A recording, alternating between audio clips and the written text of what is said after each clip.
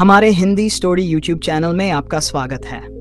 हमारी इस यात्रा में शामिल होने के लिए धन्यवाद, जहां हम दिलचस्प कहानियों और प्रेरणादायक वर्णनों के माध्यम से चलते हैं। यदि आपको हमारी कहानियां पसंद आती हैं तो कृपया लाइक करें, शेयर करें और सब्सक्राइब करें ताकि आप हमारे नवीनतम कंटेंट से अपडेट रह सकें। इस कहानी में गुरु और शिष्य के संवाद के माध्यम से चिंता और तनाव को समझने और समाधान खोजने का एक सुंदर संदेश दिया गया है। अरुणाचल प्रदेश की ऊंची पर्वत श्रृंखलाओं के बीच स्थित दुनिया के दूसरे सबसे बड़े मठ में एक युवा भिक्षु अपनी साधना में मग्न था।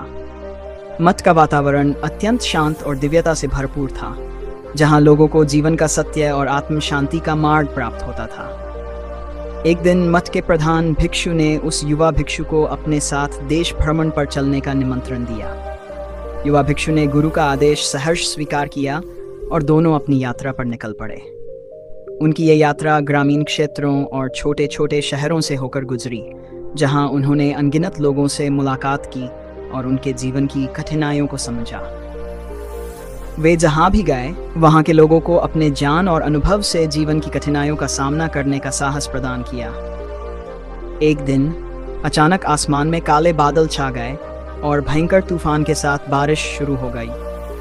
अपने गीले वस्त्रों और थकान को देखते हुए वे दोनों एक नज़दीकी धर्मशाला में शरण लेने के लिए पहुंच गए। धर्मशाला में पहले से ही कुछ लोग बारिश का आनंद ले रहे थे। कुछ लोग हंसी मजाक में मग्न थे, तो कुछ गर्म चाय की चुस्कियां लेते हुए इस सजीव दृश्य को निहार रहे थे।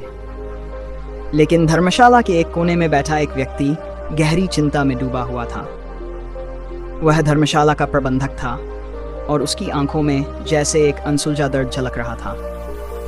प्रधान भिक्षु ने उसके चेहरे पर फैली चिंता की रेखाओं को देखा और कुछ पल के लिए उसकी ओर ध्यान से निहारते रहे। फिर वे उसके पास गए और अपने शांत स्वर में बोले, तुम इतने उदास क्यों हो?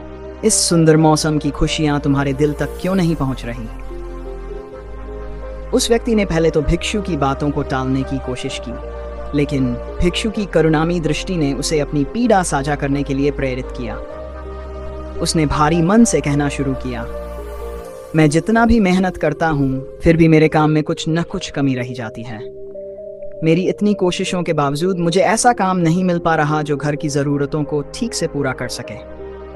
मेरी बीवी और मेरे दोनों बच्चे समझौतों के साथ जी रहे हैं, सोचते हैं कि एक दिन सब ठीक हो जाएगा, लेकिन मैं खुद को एक अच्छा पिता और अच्छा पति नहीं मान पाता।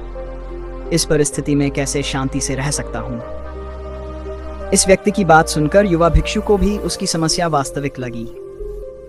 शिष्य ने व्यक्ति से पूछा, क्या तुमने किसी दूसरी नौकरी के बारे में सोचा है? व्यक्ति ने असहायता भरे स्वर में उत्तर दिया, इस महंगाई में कोई दूसरी नौकरी ढूंढना आसान नहीं है। छोटी छोटी चीजों के लिए भी मोटी रकम चुकानी पड़ती है। इसीलिए सोचता हूं कि कहीं दूर भाग जाऊं, जैसे आप लोग संसारिक झंझटों से दूर रहते हैं। शिष्य को उसकी बातों से सहानुभूति हुई, लेकिन प्रधान भिक्षु उसकी गहरी समस्या को समझ गए थे। उन्होंने गंभीर स्वर में कहा, तुमने इतनी चिंता पाल रखी है, क्या इससे तुम्हारी स्थिति में कुछ सुधार आया है? व्यक्ति ने समझते हुए उत्तर दिया, नहीं, पर मैं इस चिंता से कैसे मुक्त हो सकता हूँ? गुरु ने मुस्कुराते हुए कहा, देखो, चिंता करने से जीवन की समस्याएं हल नहीं होती, बल्कि उससे हमारे मन का सुकून छिन जाता है। क्या तुम्हें लगता है कि सिर्फ चिंता करने से तुम्हारी समस्याएं हल हो जाएंगी? व्यक्ति सोच में पड़ गया। गुरु ने पुनः कहा, तुम्हारे पास जो है उसका आनंद लेना सीखो।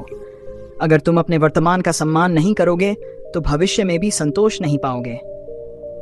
व्यक्ति की आंखों में कुछ संजीवता आई, पर उसने जवाब दिया, परंतु मेरी चिंताओं का क्या करूं? मैं कैसे इनसे मुक्त हो सकता हूं? गुरु ने उसे समझाया, देखो, यह सत्य है कि सांसारिक जीवन में सभी को चिंताओं का सामना करना पड़ता है। यह भी सच है कि हर किसी के जीवन में कभी न कभी परेशानियां आती हैं, लेकिन समाधान तलाशने के बजाय चिंता में डूबे रहना आत्मा को जकड़ने जैसा है। चिंता चिता के समान है।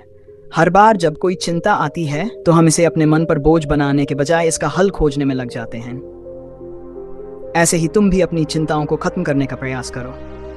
चिंता में फंसे रहना उसे पालने के समान है, जिससे जीवन की सुख शांति खत्म हो जाती है। गुरु के ये शब्द व्यक्ति के दिल में उतर गए। उसने महसूस किया कि चिंताओं में उलझे रहने से उसका समय और मन दोनों व्यर्थ हो रहे हैं। उसने अपनी परेशानियों को दूर करने का निश्चय किया और शांति के इस मार्ग पर चलने का संकल्प लिया। युवाशीष यह देखकर आश्चर्यचकित था कि गुरु ने कैसे उसकी साधारण सी बातों से उस व्यक्ति की गहरी समस्याओं का हल निकाल दिया। उसे समझ में आया कि जीवन में समस्याओं का आना स्वाभाविक है, लेकिन उनका समाधान ढूंढने का तरीका ही जीवन को सरल बनाता है। धर्मशाला का वह व्यक्ति अब नए संकल्प के साथ अपने जीवन को एक नई दिशा में ले जाने के लिए तैयार था। उसने गुरुजी और उनके शिष्य का धन्यवाद किया और अपनी चिंताओं से मुक्त होकर एक नई ऊर्जा के साथ अपने परिवार के लिए जीने का संकल्प लिया। यह कहानी हमें यह सिखाती है कि जीवन में समस्याएं और चिंताएं तो हमेशा रहेंगी, पर उन पर ध्यान केंद्रित कर समाधान निकालने की क्षमता ही हमें जीवन के सही मार्ग पर ले जाती है।